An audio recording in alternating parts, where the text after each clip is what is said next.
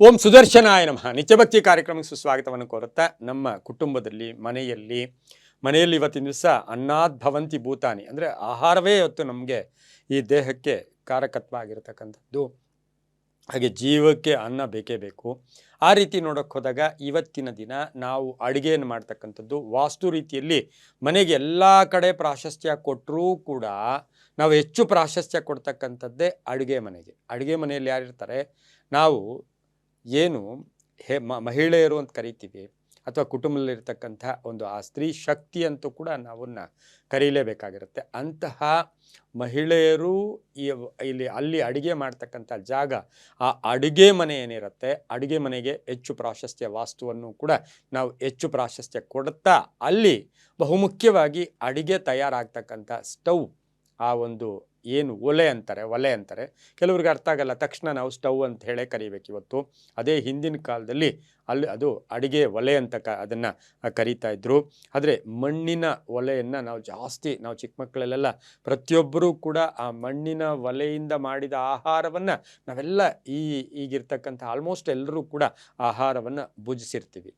ಅದೇ ರೀತಿ ಇವತ್ತಿನ ದಿನ ನಮಗಿಲ್ಲಿ ಬಂದಿರತಕ್ಕಂಥ ಇವತ್ತಿನ ವಿಶೇಷ ಒಂದು ವಿಷಯ ಏನಪ್ಪ ಅಂದರೆ, ಆ ಸ್ಟವ್ ಉಪಯೋಗಿಸ್ತೀವಿ. ಹಿಂದಿನ ಕಾಲದಲ್ಲಿ ಅಡುಗೆ ಮಣ್ಣಿನ ಒಲೆಗೆ ನಾವು 2 ಹೋಲ್ಸ್ ಇರ್ತಾ ಇತ್ತು. ಅಂದರೆ 2 ಕಡೆ, ಒಂದು ಕಡೆ ಅಡುಗೆ ಮಾಡಿ ಮತ್ತೊಂದರ ಹೋಲ್ ಮೇಲೆ ಆ ಅಡುಗೆನ ನಾವು ತೆಗೆದಿಡ್ತಾ ಇದ್ವಿ. ಅಲ್ಲಿ ಆ ಬೆಂಕಿ ಹಾಕ್ತೀವಿ, ಇದೇ ಬೆಂಕಿ ಆ ಕಡೆಗೂ ಅದು ಹೋಗಿ ಅಲ್ಲಿ ಅಡುಗೆ ಆಗ್ತಾಯಿತ್ತು. ಆದರೆ ಇವತ್ತಿನ ದಿನ ನಾವು ಉಪಯೋಗಿಸ್ತಕ್ಕಂಥ ಸ್ಟವ್ಗೆ ಬರ್ನಲ್ ಅಂತ ಏನು ಕರಿತೀವಿ, ಆ ಬೆಂಕಿ ಬರ್ತಕ್ಕಂತಹ ಆ ಸ್ಥಳ ಅಥವಾ ಬೆಂಕಿ ಬರ್ತಕ್ಕಂಥ ಆ ಒಲೆಗಳು ಅಂತ, ಅವು ಎಷ್ಟೋ ಸರಿ 2 ಇರಲ್ಲ, 3 ಇರುತ್ತೆ, 4 ಇರುತ್ತೆ, 5 ಇರುತ್ತೆ ಬರ್ನಲ್. ಎಷ್ಟೋ ನಮ್ಮ ಗೃಹ ಮುಚ್ಚತೆ ಅಂತ ನಾವು ಕರಿತೀವಿ ಮಹಿಳೆಯರಿಗೆ. ಯತ್ರ ನಾರ್ಯಸ್ತು ಪೂಜ್ಯಂತೆ ರಮಂತೆ ತತ್ರ ದೇವತಃ. ಮಹಿಳೆಗೆ ಎಲ್ಲಿ ಗೌರವ ಕೊಡ್ತೀವಿ, ತಾಯಿ ಆಗ್ಬೋದು, ಮಗಳಾಗ್ಬೋದು, ಎಲ್ಲರೂ ಮನೆಯಲ್ಲಿರ್ತಕ್ಕಂಥ ಆ ತಾಯಿ ಶಕ್ತಿ ದೇವತೆಯ ಸ್ವರೂಪ.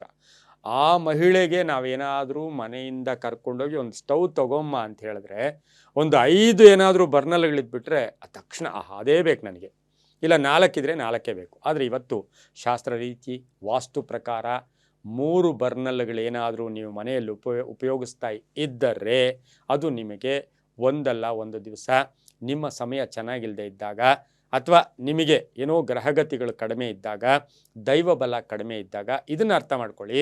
ಮನುಷ್ಯನಿಗೆ ಗ್ರಹಗತಿ ಸರಿ ಇಲ್ಲದೆ ಇದ್ದಾಗ, ದೈವ ಬಲ ಕಡಿಮೆ ಇದ್ದಾಗ 1 ಕಲ್ಲು ಹಾಕೋರು 10 ಕಲ್ಲು ಹಾಕ್ತಾರೆ ಅವನ ಮೇಲೆ. ಅದೇ ರೀತಿ 3 ಬರ್ನಲ್ಗಳ ಬಳಕೆಯ ಸ್ಟವ್ ಶುಭ ಅಲ್ಲ. ಯಾವ ರೀತಿ ಈ 3 ಬರ್ನಲ್ಗಳ ಸ್ಟವ್ 3, 4, 5, 6 ಎಷ್ಟ ಇಟ್ಕೊಂಡಿದ್ದು, 4 ಇಟ್ಕೋಬೋದು, 5 ಇಟ್ಕೋಬಹುದು.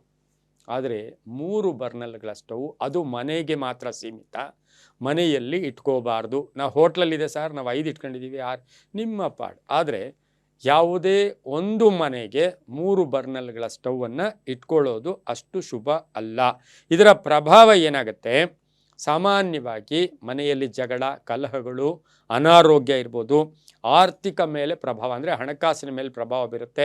ಎಷ್ಟೋ ಸರಿ ಹೇಳ್ತಾರೆ, ನಾನು ತುಂಬ ಸಂಪಾದನೆ ಮಾಡ್ತೀನಿ, ಖರ್ಚು ಜಾಸ್ತಿ ಆಗ್ತಾ ಇದೆ, ನನಗೆ ಉಳಿತಾ ಇಲ್ಲ ಅಂತ. ಆದರೆ ಈ ಗ್ಯಾಸ್ ಬರ್ನಲ್ ಅಂತಕ್ಕಂಥ ಆ ಒಲೆ ಅಥವಾ ಸ್ಟವ್ ಏನಿದೆ, ಅದು 2 ಇದ್ದರೆ ಮಹಾಶುಭ, 4 ಇದ್ದರೂ ಕೂಡ ಪರವಾಗಿಲ್ಲ.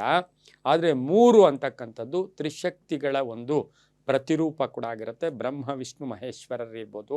ಅದೇ ರೀತಿ ನಿಮ್ಗೆ ಯಾರಾದರೂ ಸಹಾಯ ಮಾಡಿ ಅಂತ ನಾವು ಒಬ್ಬರನ್ನ ಕೇಳಿದಾಗ ಅವ್ರು ತಕ್ಷಣ ನಮಗೆ ಸಹಾಯ, ಇಬ್ಬರನ್ನ ಕೇಳಿದಾಗ ಆಲೋಚನೆ ಮಾಡ್ತಾರೆ, ಇವ್ರಿಗೆ ಹೇಳಬೇಕಾ ಅವ್ರಿಗೆ. ಅದೇ 3 ಜನ ಇದ್ದಾಗ ನಾವು ಸಹಾಯ ಕೇಳಿದಾಗ ಅವನು ಮಾಡ್ತಾನೆ ಅಂತ ಇವನು ಮಾಡ್ತಾನೆ ಇದನ್ನೇ ನಾವು ಮನೆಗೆ ಅಳವಡಿಸ್ಕೊಂಡಿದ್ದೆ. ಆದರೆ 3 ಅಂತಕ್ಕಂಥದ್ದು ಗುರುವಿನ ಸಂಕೇತ ಆದರೂ ಕೂಡ 3ನ ಒಂದು ಬರ್ನಲ್ಗಳ ಸಂಖ್ಯೆ ಕುಟುಂಬದಲ್ಲಿ ಹಣಕಾಸನ್ನು ತಿಂದಾಕತ್ತೆ. ಹಣಕಾಸನ್ನು ತಿನ್ನೋ ಜೊತೆಗೆ ನಮಗೆ ಎಲ್ಲೋ ಒಂದು ಕಡೆ ಅಗ್ನಿತತ್ವವನ್ನು ಹೆಚ್ಚು ಆ ಮನೆಯಲ್ಲಿ ಪ್ರಚೋದಿಸುತ್ತೆ.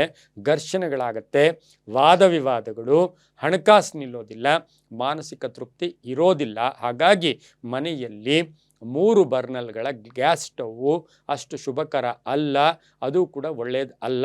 ಈಗಾಗಲೇ ನಾವು ಎಷ್ಟೋ ಸರಿ ಹೇಳಿದ್ವಿ, ಒಂದು ಮನೆಯಲ್ಲಿ 2 ಕಡೆ ಅಡುಗೆ ಕೂಡ ಮಾಡಬಾರ್ದು. ಒಂದು ಮನೆಗೆ 2 ಗ್ಯಾಸ್ ಬರ್ನಲ್ ಇದ್ದರೆ ಒಳ್ಳೆಯದು, 4 ಇದ್ದರೆ ಕೂಡ ಪರವಾಗಿಲ್ಲ ಅಂತ ಹೇಳ್ತಾ, ಎಲ್ಲವೂ ಕೂಡ ನಂಬಿಕೆಯ ಆಧಾರದಲ್ಲಿ ಅಂತ ಹೇಳ್ತಾ, ಸರ್ವೇ ಜನ ಸುಖಿನೋ ಭವಂತು, ಸಮಸ್ತ ಸನ್ಮಂಗಳಾನಿ ಭವಂತು.